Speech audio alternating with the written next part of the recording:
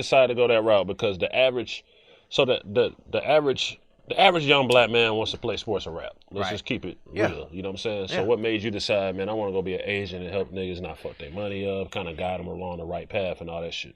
Man, that's a good question. Honestly, seeing my dad in the music industry, he started out with Suave House, So So Def, and all that, and just seeing him, basically, he was giving me the game at such a young age, like, man, this music industry ain't what you think it is. And so instead of it turning me on and trying to get into it, I was like, all right, Pops, well, you did this, you giving me the game, I'm going to go ahead and I'm going to go this way. So he used to tell you some of the bullshit that go on in the Yeah, industry? from day one. Yeah.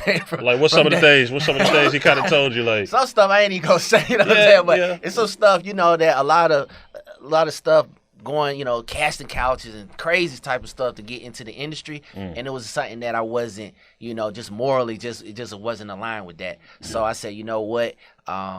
Either I was gonna try to be a producer, a DJ, or something like that, but I just didn't have the skill set for it. But I played ball. I was a quarterback. Was really good at that. I said, you know what? This is my lane.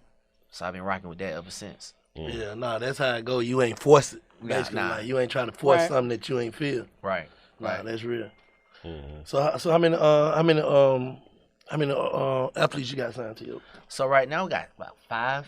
We got 2 guys that went into the league. Travis Reed from South Alabama, we got him to the Colts, and Christian Angelo from Hampton University. He ended up going to the New York Giants. And the cool thing about that is we did that in the heart of the pandemic. Yeah. So we launched Checkmate Sports in 2019, and it was crazy because our first draft class ended up going into the draft in 2020. But we all know what happened in 2020 with COVID.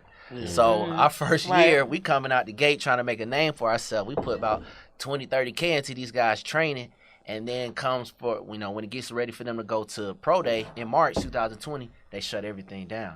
So when you put the 20 or 30,000 into their training and all of that stuff, how do you guarantee that you recoup? Ain't no guarantee. There is Ain't no guarantee. Ain't no- That's it's the like scary it's part. like investing into a rapper. Shit, ain't no guarantee. Yeah. You breaking artists, you breaking athletes. Ain't no That's what we guarantee. doing. That's the crazy part about it.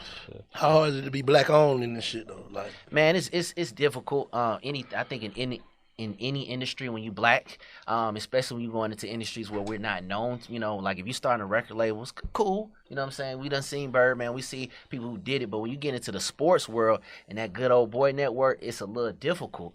And that's why I had to launch Checkmate Sports, because I was interning for other agents trying to get in, but they would always little brother me. You know what I'm saying? They would just make me do a little, BS work, Microsoft Excel, stuff like that. So I said, you know what? I'm just gonna stack my bread up, and then we took off with Checkmate. for sure.